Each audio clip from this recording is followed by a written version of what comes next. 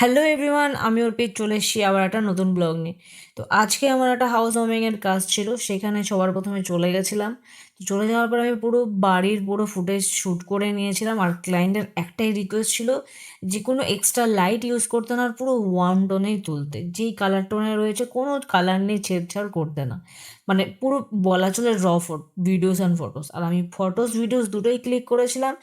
সেটা সম্পূর্ণ তুলে নেওয়ার পরে আমি নেক্সট ওদের পার্টি কভার করেছি। আর নেক্সট দিন গিয়ে সবার প্রথমে আমি এই ভিডিওটাকে নিয়ে বসেছি। তো ভিডিওটা আমি এডিট করেছি, তোমরা একটু দেখে নাও। আর আমি একটু সাউন্ডটা একটু চেঞ্জ করে দেবো, নাহলে আমি কপিরাইট খেয়ে যাবো। আর যদি ফুল ভিডিও দেখতে চাও তাহলে আমার ইনস্টাগ্রামে আমার পেজে রয়েছে, তো গিয়ে চেক করতে পারো। আর কমেন্টটা অবশ্যই জানাবে যে ভিডিওটা কেমন লেগেছে, তো দেখে নাও।